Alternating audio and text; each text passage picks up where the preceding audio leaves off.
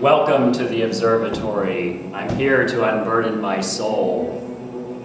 I'm Dr. Hiram Harmon. I was a professor of astronomy here at the university in the 1970s. My nephew Robert still teaches here today. Some of you may know him. They say he's my spitting image, but I've always thought myself to be much better looking.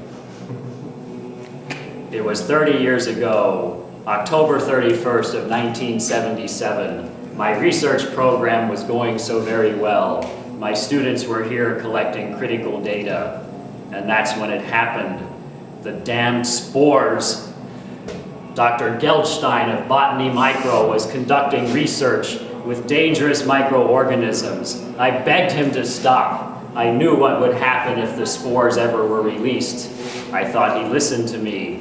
He told me that he'd stopped his program. However, what he didn't tell me was that he put the spores into cold storage here at the observatory. That night, my students happened upon them, and when they opened the vials, not knowing what was within them, they were infected. The spores ate into their skin and into their brains. The university knew that if word got out, it would be shut down, and so they paid me well to go away and never speak of this again. I was happy at first with my newfound wealth, but my conscience bothered me. My soul was tortured. I told no one, not even my wife, but when I finally did this year, she made me realize what I must do. I must tell the world this terrible secret that I know, and that's why you're here today. I want you to see what I know and then tell the world when you leave. Come join me as we tour this house of horrors.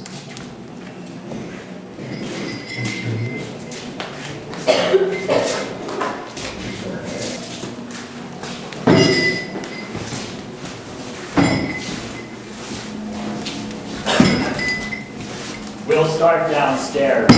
Please watch your step. We never know when they might give in.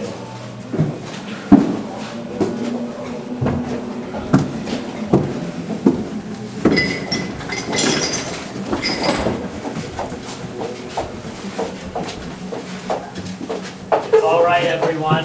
I've finally come back. I'm going to tell the world what I know about you. Come join me in this chamber.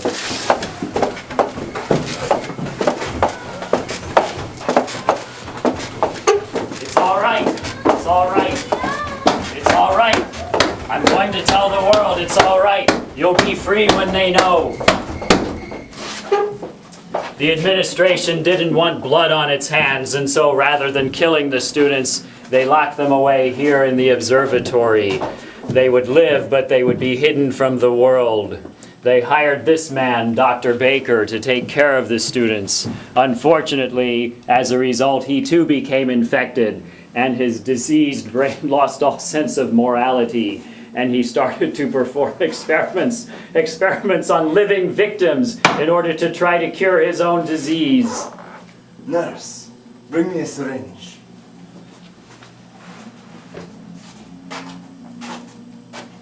Doctor, there are more victims. Victims?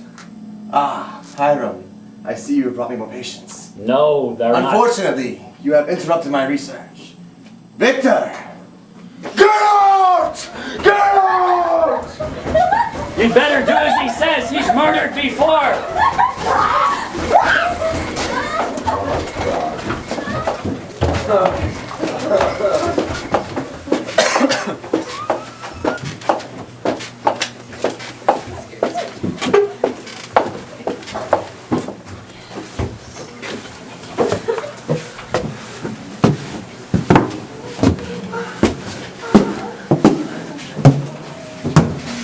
I so dearly wish that I could say that that was all that I know, but there's more. Please join me in this next chamber of horrors.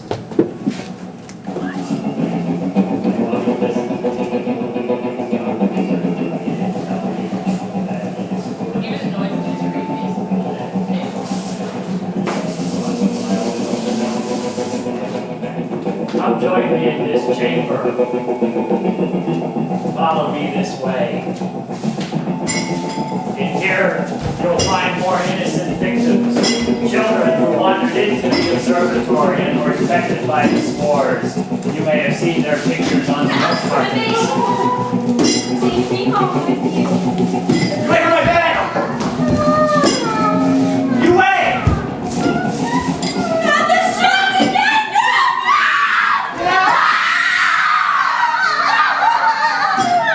Get out! I don't think there's anything we can do for these poor people. We better head for the exit.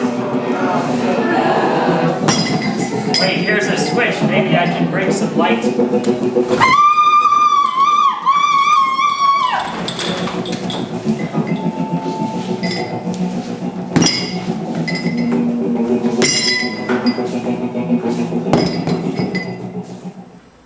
Down here you'll see my greatest source of shame. Please join me. It's all right, Larry. Don't hurt these ones, Larry. I'm bringing you some company. This is Larry. He was my most brilliant student. However, when the spores infected his brain, he changed, and he acquired a taste for human flesh. We had to put him down here into solitary confinement and muzzle him to protect him from himself and to protect others from him. His only companion is his pet rat Willard, and on occasion his nurse. It's alright. Just take some meds, it's okay. I want medicine. No, Larry! No, Larry!